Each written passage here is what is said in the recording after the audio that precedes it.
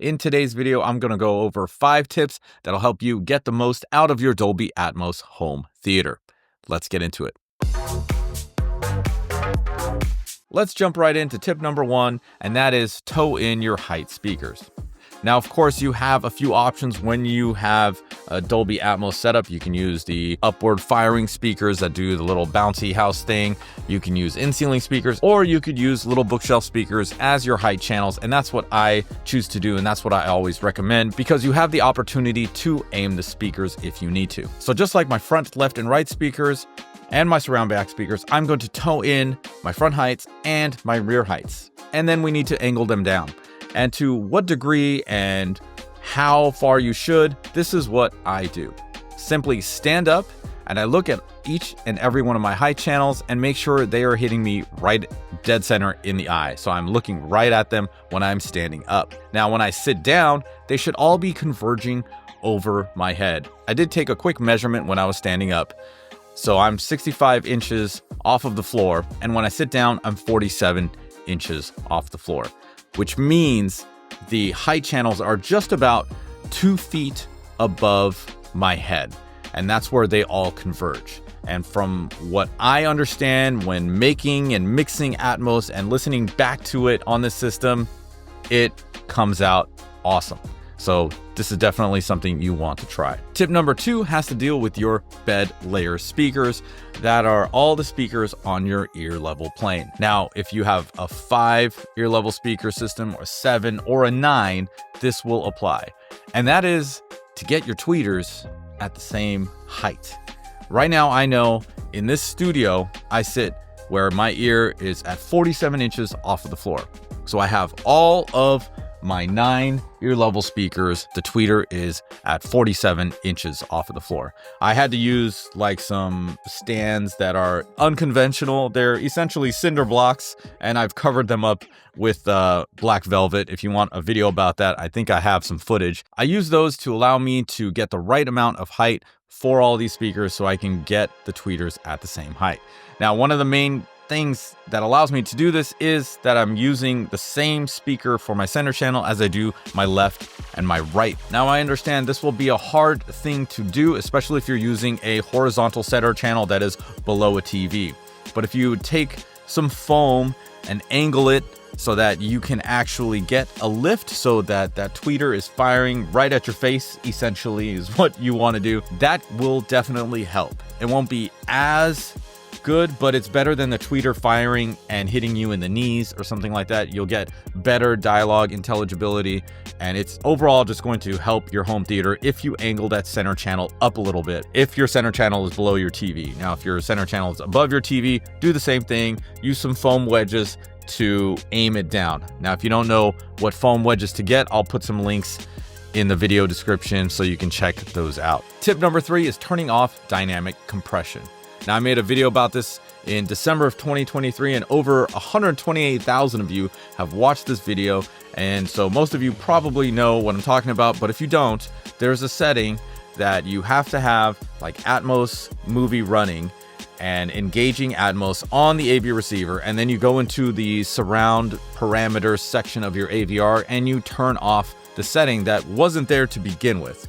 Now, the setting is different for all manufacturers. So for Denon and Marantz owners, that is loudness management. For Pioneer owners, that's loudness enhancement. And for Yamaha owners, that is dynamic range compensation. Whatever it's called, turn it off and you're going to get a lot more sound out of your home theater. Tip number 4 pertains to your content. There are 2 ways to get Dolby Atmos content to you. One is via streaming services and one is via physical media. Now, what we're talking about here is compressed and uncompressed audio. Lossy is compressed, lossless is uncompressed. All streaming services are lossy or compressed.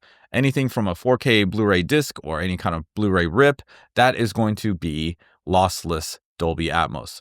And you're going to get a higher bitrate, you're going to get a larger file, you're going to get a better overall Dolby Atmos experience if you are listening to the lossless track. The one bad thing about this is more and more film studios are going to stop Blu-ray production. So it looks like we're going to be pushed into the lossy arena, the compressed arena for the future, pretty much, until or unless something changes. And I hope it does, because I prefer lossless over lossy any day. Tip number 5 is calibrating your home theater. Now, an interesting statistic is that only 40% of AVR owners actually calibrate their home theater, which means using the internal calibration that comes with it. Why? I don't know. Now, the quality of your room correction depends on your AV receiver and what that receiver can handle as far as room correction. Now, there's a whole lot of room corrections. The names are quite funny, actually. It's like Macaque, AccuEQ, EmoQ, Wipeow, Odyssey, Room Perfect, and of course, Direct Live. Now, the thought is the more we spend on our AV receiver or pre-pro, the better the built-in room correction is. But for most people though, a manual calibration could work wonders on your system. Here's what Michael H. has to say. I didn't realize how out of sync my Dolby Atmos system was. It was set up about 5 years ago, but over the years, I've played around with it.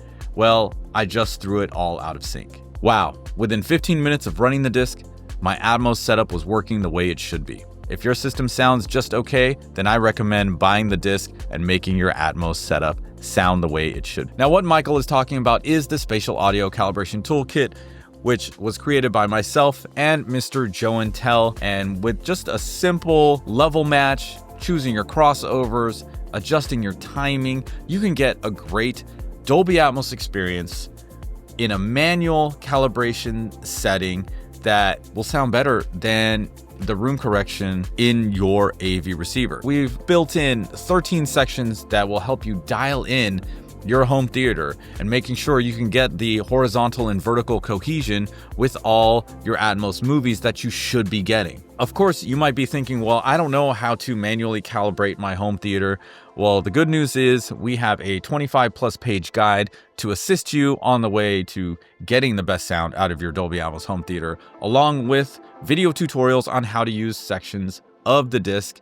And we also included a link to a Discord community where you can find other owners of the Spatial Audio Calibration Toolkit and maybe get some advice on specific details pertaining to your system that will help you get the most out of it. At $99, it is still the cheapest upgrade you can do for your home theater to get the biggest impact. And I'm going to sweeten the deal for this last week of February and give you a 15% off code to use at spatialcd.com to pick up the Spatial Audio Calibration Toolkit. If you want to truly optimize your Dolby Atmos system and get the best experience out of it, check out the Spatial Audio Calibration Toolkit at spatialcd.com and get your copy while supplies last.